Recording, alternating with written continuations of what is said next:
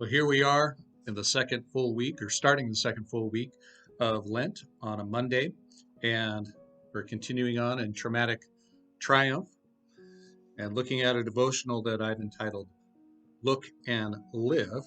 The suggestion for recentering, this will be one where you'll have to pause the video for a second if you choose to do this. It's the one where you close your eyes for a moment and you just sort of attune yourself to your senses. Allow yourself to notice what you hear, what you smell, what you feel around you. And maybe you're still laying in bed or sitting up in bed.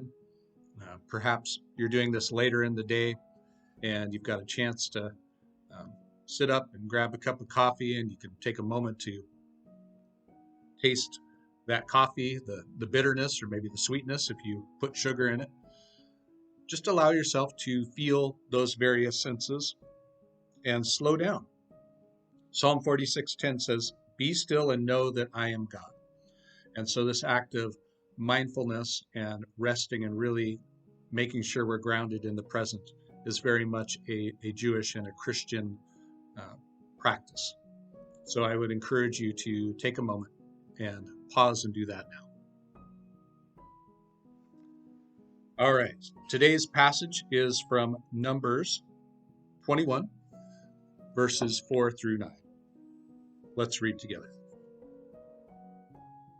They traveled from Mount Hor along the route to the Red Sea to go around Edom. But the people grew impatient on the way. They spoke against God and against Moses and said, "Why have you brought us up out of Egypt to die in the wilderness? There is no bread, there is no water, and we detest this miserable food." Then the Lord sent venomous snakes among them. They bit the people, and many Israelites died. The people came to Moses and said, "We have sinned when we spoke against the Lord and against you. Pray that the Lord will take the snakes from us." So Moses prayed for the people. The Lord said to Moses, "Make a snake and put it up on a pole. Anyone who is bitten can look at it and live." So Moses made a bronze snake and put it up on a pole. And then when anyone was bitten by a snake and looked at the bronze snake, they lived. As I reflect on this, I hear some thoughts. You know, the Lord had no intent on killing his people in the wilderness.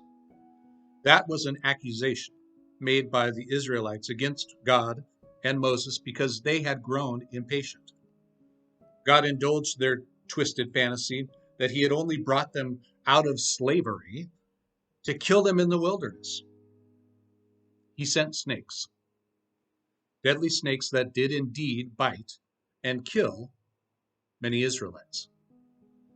Now, interestingly enough, at the time when the accusation against God would have actually had some evidence behind it, what they had claimed about God was now supported by people actually dying in the wilderness. They realized that what they had said was foolish and in error. I think this phenomenon is played out a million times over throughout the world, every day. For those who think of God as evil and vengeful, there will always be enough of that in the world to attribute to God.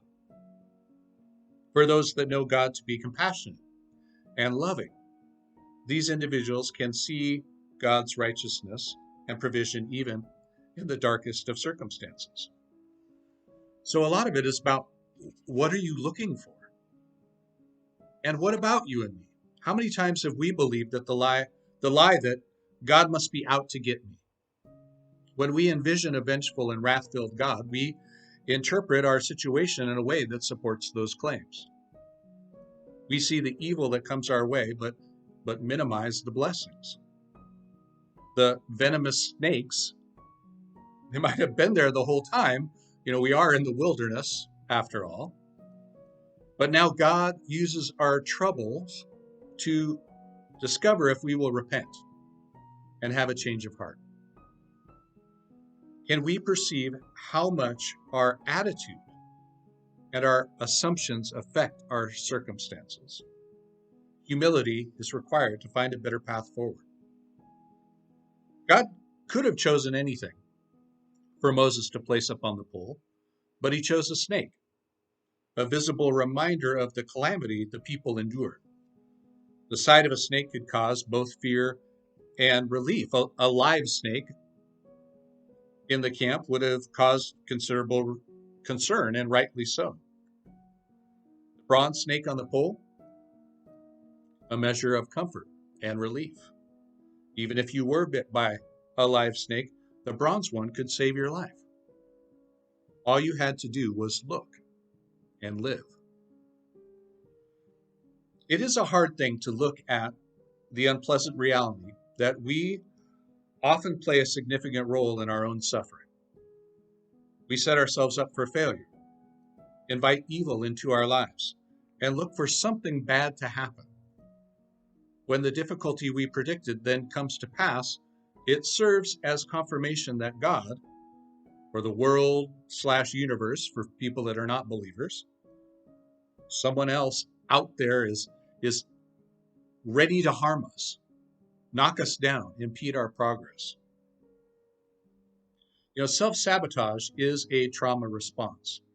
If we have conditioned ourselves to be disappointed by life because of the deep and serious wounds of the past, we would rather be let down by others or a specific situation, or rather than be let down by others or a specific situation, we take the matter into our own hands.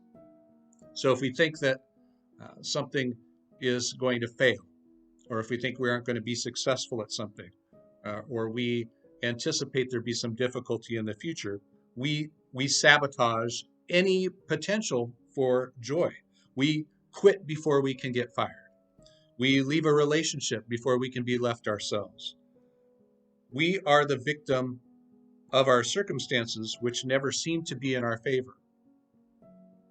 And we create those circumstances over and over. But if we were to examine our role in the cycle of trauma, shame, and self-limitation that we experience, we might not like what we see. The snake that continues to bite us may be something we have invited into our lives. The courage we show in trying something different and the humility needed to recognize our faults might just be our path to healing and a different way of seeing our past. Not as an anchor that holds us down, but as a foundation from which we can build and experience positive growth for the future. Remember today, it takes humility to recognize your own part in your suffering, or my own part in my suffering, and choose to do something better.